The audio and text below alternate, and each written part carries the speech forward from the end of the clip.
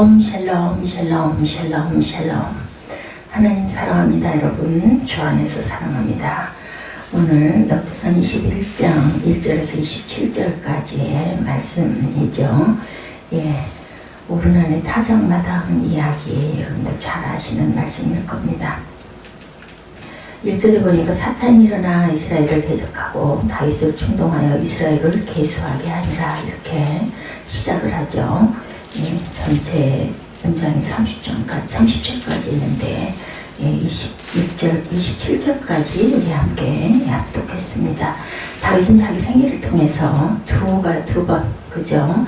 공경에 빠지는 일이 있었는데, 부하의 아내 바세바를 취한 결과 사랑하는 아들 압살롬의 반역으로 예루살렘을 떠나 피난을 가야 했던 그런 사건, 그리고 또 한 번은 오늘 본문 말씀 군대조사 사건으로 온 나라에 전염병이 들어 7만 명이 죽은 사건입니다. 이런 공경에 빠짐에도 불구하고 다윗은 성군으로, 그리고 하나님의 구속사에 길이 남는 인물이 된 것은 사건 이후 그의 신앙의 자세가 하나님의 진노를 멈추고 더 하나님과의 관계를 돈독히 한 결과 나타난 그러한 결과이죠. 오늘 다윗이 공경에서 회복된 삶을 통해서 우리의 삶도 이렇게 회복되어지는 은혜를 누리시기를 주님의 이름으로 축복합니다. 오늘 본문 말씀의 배경을 보면 다윗 왕이 예루살렘으로 수도를 옮긴 후에 역대상 11장 9절에 만군의 야훼께서 함께 계시니 다윗이 점점 강성하여 가니라, 이렇게 말씀하죠. 그러나 다윗의 휘하에 요압, 아비새, 분하야 같은 왕의 용사들이 부지기수로 모여듭니다. 그리고 다윗의 군대는 가는 곳마다 승리라고 영토를 확장해 나가고, 이제 다윗 왕국의 견고해지니 다윗이 자기를 위해 궁궐도 짓고 하나님의 법궤도 예루살렘으로 모셔와서 감사 찬송을 드리며 레위 지파 사람들을 하여금 잘 섬기도록 이렇게 잘 아주 나라를 잘 치리합니다. 그러니 하나님께서 선지자 나단을 통해 비록 다윗의 손은 아니지만 아들 솔로몬을 통해 성전이 세워지고 내가 영영 그를 내 집과 내 나라에 세우리니 그 위가 영영이 견고하리라. 그럴 때 다시 너무너무 감격해서 17장 27절에 여호와여 주께서 복을 주셨사오니 이 복을 영원히 누리리이다, 이렇게 고백을 하기도 합니다. 그리고 블레셋의 항복을 받고 모압을 치고 모압 사람이 조공을 바치고 암몬과의 전쟁에서 승리하고 다윗의 부와 권세가 크게 달하죠. 그럴 때 다윗이 하루는 신복 요압 장군에게 이스라엘의 군대가 얼마나 되는지 인구조사를 명하게 됩니다. 다윗의 인구조사가 우리에게 주는 교훈 무엇인지 한번 돌아보죠. 다윗이 군대 개수를 하게 된 배후에는 두 가지 요인이 있었는데, 하나는 다윗의 영광에 크게 달하니 다윗의 마음이 교만이 그만 들어오게 되죠. 그래서 자신을 과시하고 싶은 거예요. 나의 분사가 도대체 얼마나 됐고 알고 싶었다는 거죠. 성경은 잠언 16장 18절에 교만은 패망의 선봉이요 고만한 마음은 넘어짐의 앞잡이다, 이렇게 말씀하죠. 사실 그 배후의 사단이 다윗을 충동질을 했다, 격동하게 했다. 선줄로 생각하는 넘어질까 조심하라는 고린도전서 10장 12절 말씀같이 다윗이 스스로 선줄 알았지만 넘어진다는 것은 또한 생각을 할 수도 없었던 그러한 때였다. 그래서 신복 요압 장군에게 군대 조사를 명령했던 겁니다. 명을 받은 요압 장군이 이 백성이 다 주의 백성이었는데 주께서 어찌 이 일을 행하시나이까 하고 만류했지만 듣지 않고 인구조사를 강행하라고 합니다. 그래서 사람은 정말 연약한 존재라는 것을 우리가 항상 잊지 말아야 되겠습니다. 우리가 똑같이 사단의 유혹에 쉽게 넘어간다라는 인간, 우리는 모두 다 누구도 예외가 없죠.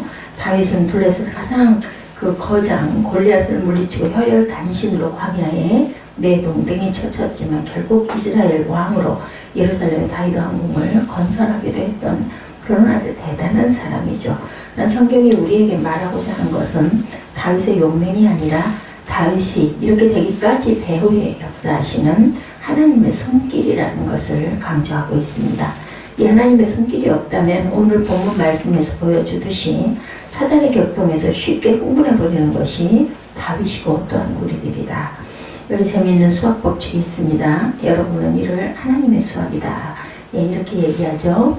이래서 영의 수학 여러분들 들어보셨습니까? 순서에 관한 그런 수학입니다. 성경에 보면 하나님은 한 분이라고 했으므로 일로 표시하고 그리고 하나님이 없는 인간은 아무것도 아니라 해서 영으로 표시를 합니다. 근데 영이 일 앞에 놓인 야혼 뒤에 놓인에 따라서 가치가 엄청난 차이가 나죠. 여러분들 아시죠? 만약 영이 1 바로 앞에 놓이면 0.1, 둘째 자리에 놓으면 0.01 그죠? 이렇게 점점 작아집니다. 만약 0이 1 뒤에 서면 어떻게 돼요? 여러분들 10 그죠? 1 다음에 뒤에 0이니까 그 다음 자리에 쓰면 100 그 다음 자리에 쓰면 1000 그 다음 자리에 쓰면 10,000 이렇게 점점 숫자가 커집니다. 내가 얼마만큼 겸손하느냐에 따라서 뒤로 물러 앉을 때마다 그 나의 가치가 점점 높아진다라는 것. 이런 것처럼 하나님을 내 뒤에 두면 둘수록 나의 가치가 작아지지만 반대로 하나님을 나보다 앞에 모셔놓으면 점점 내 가치가 커진다라는 것. 지혜로운 사람은 자신을 하나님의 뒤에 두겠죠. 더 점점점 낮아지겠죠. 그러나 미련한 사람은 자신을 하나님 앞에 둡니다. 다윗이 8절에 보면 자신의 잘못을 깨닫고 고백하죠. 내가 심히 미련하게 행하였나이다 이렇게 고백을 합니다. 하나님보다 자신이 앞서는 인생 하나님 말씀보다 자신의 생각이 앞서는 삶 바로 이런 것은 심히 미련한 생각이다. 다윗이 전쟁의 방법에는 하나님의 병법을 사용했지만 자신을 다스린 데는 하나님의 병법이 아니라 자신을 앞세우다가 낭패를 당하는 것이죠. 다윗의 인구조사에 대해서 하나님은 어떻게 여기셨나?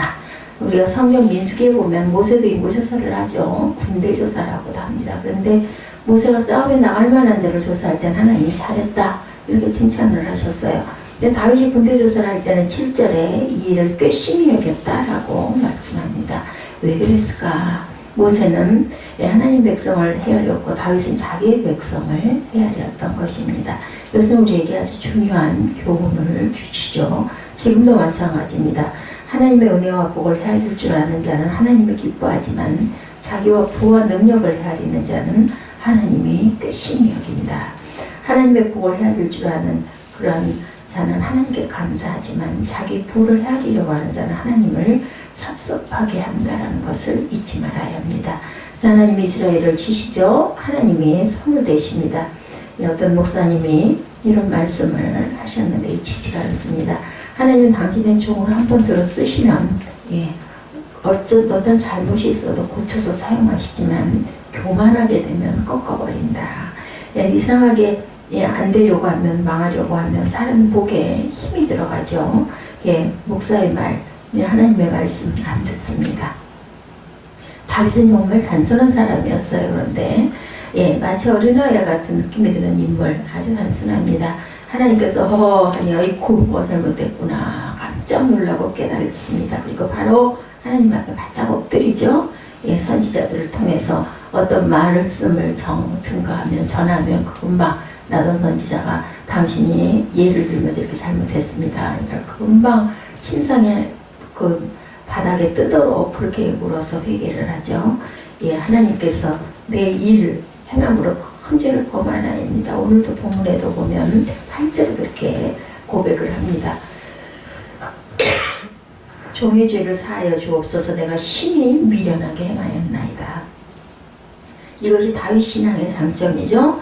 하나님 앞에 사울왕 같이 변명하지 않고 하나님 앞에 엎드려졌다는 것, 바로 살 길이 열려질 징조인 줄로 믿습니다. 살 길이 열려지고 해결점이 보이려면 먼저 자신의 참모습을 발견하죠. 내가 이 일을 행함으로 큰 죄를 범하였나이다. 내가 심히 미련하게 행하였나이다. 이렇게 고백을 합니다. 다윗이 이런 고백은 처음이 아니죠. 사무엘하 10장에 보면 우리아의 아내 밧세바를 보냈을 때 선지자 나단이 찾아와서 가난한 자의 양새끼를 빼앗은 부한 자의 비유를 들으면서 당신이 바로 그 사람이다 라고 할 때 내가 야훼께 범죄했다 하면서 엎드려진 야훼께서 당신의 죄를 사하였으니 당신이 죽지 아니하려니와 그러나 당신 낳은 아이는 정령 죽으리다. 이런 그 이야기를 했었습니다. 쉬운 일이 아닙니다. 이것이 다윗 신앙의 장점이라고 우리는 생각해야 합니다. 다윗이 하나님 앞에 엎드러지니 그때 야훼께서 선견자 갓을 보내어 하나님께서 3가지 재앙을 내릴 텐데 내가 택하라 이렇게 말씀을 하시죠. 12절에 3년 기근을 당하든지 석 달을 대적에게 패하여 다윗의 칼에 쫓기든지 3일 동안 온역이 그 땅에 유행하든지 내 마음대로 택하라 이렇게 말씀을 합니다. 그때 다윗은 13절에 보면 내가 공경에 있도다 여호와께서 긍휼이 심히 크시니 내가 그의 손에 빠지고 사람의 손에 빠지지 않기를 원하나이다 이렇게 고백을 합니다. 자신의 잘못에 대해서 먼저 긍휼이 크신 하나님의 손길에 맡긴다고 이렇게 고백하죠. 3년 기근이 닥치면 다른 나라에 구걸을 해야 되겠죠. 대적에게 패하면 사람에게 쫓겨다녀야 합니다. 그리고 온역을 당하면 얼마나 백성들이 많이 죽을지는 모르지만 다윗은 공경에 빠져서 사람의 손보다 하나님의 손에 빠지기를 원하나이다 이렇게 고백을 하죠. 이 말은 당시 온역을 하나님의 칼이라고 생각했기 때문에 사람의 손보다 하나님의 손에 맡긴다는 그런 고백이었습니다. 그래서 여기서 시편 30편 5절에 그 노염은 잠깐이요 은총은 평생이로다 라는 하나님의 자비하심을 믿었기 때문이죠. 그렇기 때문에 다윗은 하나님의 손에 맡기고 싶었던 것입니다. 우리가 자신의 잘못을 깊은 수렁에 빠져보면 살 사람은 깊은 회개가 나오고 자신의 모든 것을 하나님께 맡기게 됩니다. 찬송가 317장 3절 가사 여러분들 채찍맞아 아파도 주님의 손으로 때리시고 어루만져 위로해 주시는 우리의 죄 넓은 품으로 어서 돌아오. 이 찬양 굉장히 은혜가 있는 찬양이죠. 찬송이죠. 하나님의 자녀는 채찍을 맞아 아파도 주님의 품으로 돌아오기를 원한다. 그러면 살 길이 열려집니다. 긍휼이 풍성하신 하나님께서 당신의 손에 맡긴다면 어떻게 하겠습니까? 그죠? 그럴 때 하나님은 이스라엘 백성에게 온역을 내려 죽은 자가 7만 명이었다. 이제 크게 돌이킨 다윗을 보시고 15절에 하나님께서 이 재앙 내림을 뉘우치사 멸하는 사자에게 이르되 족하다 하셨죠. 하나님 하시는 일에 뉘우침이 있으려마는 이것이 긍휼이 크신 하나님의 심정임을 묘사한 말이라는 것 잊지 마시기 바랍니다. 우리도 우리의 잘못으로 인한 재앙을 긍휼이 크신 하나님의 손에 맡기는 저와 여러분이 되시기를 주님의 이름으로 축복합니다. 우리가 신앙생활을 하면서 그 신앙이 변하지 않으면 삶에 문제가 없는데 신앙이 잘 변하죠. 이것은 인간의 부패성 때문입니다. 가진 것으로 만족하지 못하고 욕심을 부리고 조금만 편하면 신앙에 잠에 빠지고 하나님이 주신 것인데도 자기 것인 양 거만하고 남다른 것만 있어도 어깨에 힘을 주는 교만한 마음, 이런 인간의 부패성 때문에 문제가 생기죠. 다윗도 예외가 아니었다면 우리 역시도 예외가 될 수가 없습니다. 그러다가 꼭 삶에 문제가 생기면 우리는 누구를 탓하기 전에 자신의 허물을 깨닫고 현실을 받아들일 줄 알아야 되겠다. 긍휼이 많으신 하나님의 손에 우리가 맡겨야 합니다. 진정한 회개는 자신의 잘못을 깊이 뉘우치고 하나님의 손에 맡기는 것입니다. 하나님께서 온역을 내려 죽은 자가 7만 명이 되죠. 다윗이 눈을 들어보니 하나님의 사자가 칼을 빼어들고 예루살렘을 가리키고 있습니다. 다윗이 굵은 벼옷을 걸고를 땅에 대고 엎드려서 하는 말은 17절이죠. 백성을 계수하게 한 자가 내가 아니니까 범죄하고 악을 행한 자는 내니이다. 이 양무리는 무엇을 행하였습니까? 청컨대 나의 하나님 야훼여 주의 손으로 나와 내 아비집을 치시고 주의 백성에게 재앙을 내리지 마옵소서 이렇게 기도합니다. 책임감이란 것은 바로 기독교 핵심인 십자가 정신이고 그리고 또한 실천 강령입니다. 왜냐하면 여기는 희생을 각오하지 않고는 책임을 질 수 없기 때문이죠. 리더는 책임을 져야 합니다. 하나님의 구속선 하나님의 장자를 통해서 이어나갑니다. 이 땅의 장자 누구 돈이든 받아쓰고 자신이 이 나라의 애국자인 양 시침되는 그런 청직이나 돈벌이라고 물불 안 갈고 수입하며 문어발식 방만한 기업을 하는 재벌들이 아니고 이 땅의 도덕적 기반이 무너지거나 안타깝게 여기고 먼저 고통을 받을 줄 알고 그리고 책임을 지려고 하는 시민들이 이 땅의 장자임을 우리는 명심해야죠. 하나님의 교회의 장자는 야곱의 넷째 아들 유다와 같이 문제에 책임을 지려고 하는 그러한 교인 성도들이죠. 록펠로에 관한 이야기 여러분들 잘 아시는 이야기죠. 록펠로가 세계적인 갑부라서 말씀드리는 게 아니라 록펠로가 1839년에서 37년까지 98년을 장수하면서 1839년부터 37년이죠. 98년을 장수하면서 세계에서 많은 사람에게 크리스찬으로 영향을 미친 삶을 살았다는 게 중요합니다. 록펠러 재단은 아직도 세계에서 가장 큰 선교 문화 재단이기도 합니다. 그는 너무 가난해서 초등학교밖에 나오지 않았지만 그가 성공한 비결을 이렇게 고백합니다. 일찍 어머니가 자기에게 들려주신 신앙적인 권면을 잊지 않고 그 말을 지켰다. 여기 그 어머니의 권면을 보면 예배당에 가거든 꼭 앞자리에 앉아서 은혜를 받아라. 어떤 일이 있어도 11조는 꼭 드려라. 물질은 하나님의 것이다. 그리고 어떤 좋은 마음을 섭섭하게, 주의 좋은 마음을 섭섭하게 하지 말아라. 하나님의 권위를 인정하는 것이다. 하나님을 위한 일에는 위대하게 해라. 축복의 그릇이 된단다. 자신의 잘못에 대해서 책임을 질 줄 알아라. 하나님 앞에 항상 장자의 모습으로 서거라. 이런 말씀이죠. 초등학교도 제대로 못 나온 록펠러가 세계적인 부호가 되어서 온 세계에 영향을 미칠 수 있었던 이유는 첫 번째는 하나님의 은혜, 그리고 둘째는 바로 이 책임감. 이 어려운 때 우리는 누굴 탓하기 전에 우리 모두가 책임감을 가지는 그런 하나님의 자녀들이 되어야 하겠습니다. 우리나라 우리 교회가 우리가 책임 안 지고 우리 교회를 누가 책임을 지겠습니까? 우리나라 또한 우리가 책임지고 기도해야 합니다. 남북 통일을 위해서. 적어도 내가 섬기는 교회, 내가 살고 있는 도시를 책임질 줄 아는 그리스도인이 되어야 되겠죠? 오늘 다윗은 백성을 계수하긴 자가 내가 아니니까 범죄하고 악을 행한 자는 내니이다. 이 악무리는 무엇을 행했나이까? 청컨대 나의 하나님 야훼여 주의 손으로 나와 내 아비집을 치시고 주의 백성에게 재앙을 내리지 마옵소서 하며 자신의 잘못을 자기가 책임지겠다고 엎드려 간구할 때 야훼의 사자가 갓을 명하여 여호수 사람은 오르난의 타작마당에 올라가 야훼를 위하여 단을 쌓으라 이렇게 명령하죠. 그때 다윗이 순종하여서 여호수 사람 오르난에게 상당한 값이죠. 금 600세겔을 지불하고 단을 쌓고 번제와 화목제를 드렸더니 하늘에서 불을 내려 응답하시고 야훼의 사자가 칼을 집에 꽂았더라 이렇게 말씀합니다. 우리는 여기서 오르난의 타작마당이 주는 영적 교훈을 깨달아야 되겠죠. 정서적으로 보면 하나님의 진노의 사자가 이스라엘을 멸하려 칼을 들고 섰다가 진노가 멈춰진 자리인데 창세기 22장 2절에 아브라함이 독자 이삭을 바쳤던 장소가 바로 오르난의 타작마당 자리였습니다. 역대하 3장 1절에 솔로몬이 성전을 건축했던 장소이기도 하죠. 솔로몬 성전의 장소입니다. 하나님께서 오르난의 타작마당을 택하신 것은 깊은 의미를 담고 있죠.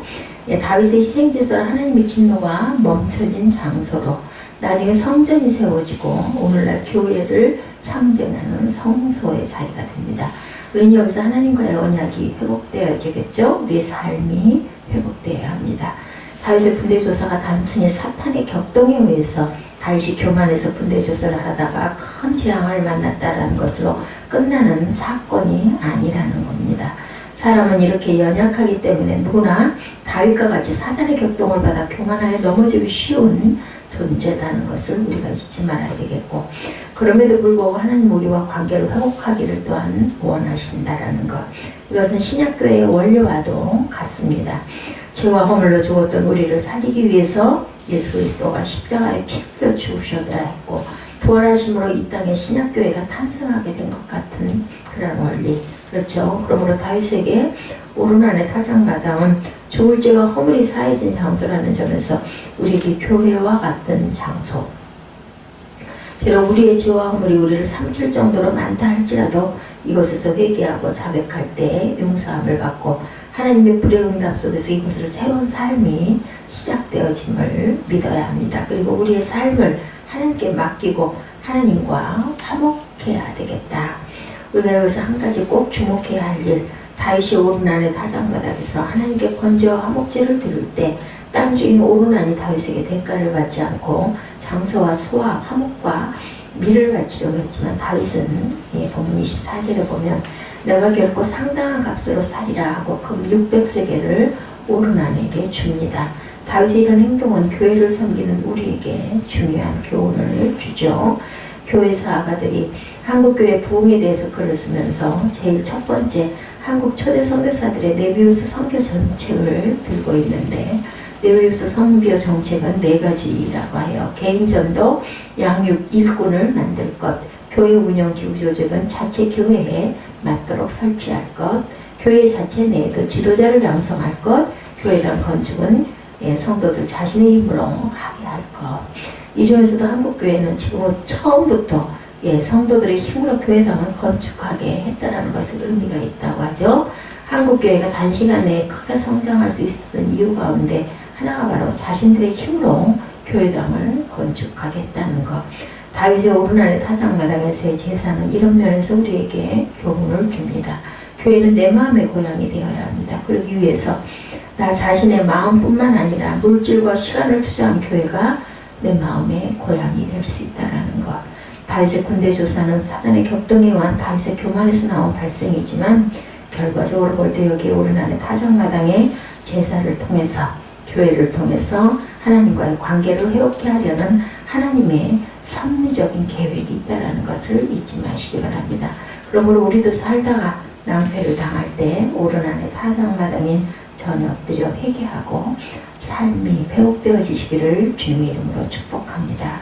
그리고 그 전은 바로 우리 자신들의 마음과 물질과 희망을 묻고 우리의 마음의 고향이 되시는 그런 저와 여러분들의 축복이 있으시기를 주님의 이름으로 축복합니다. 기도하시겠습니다.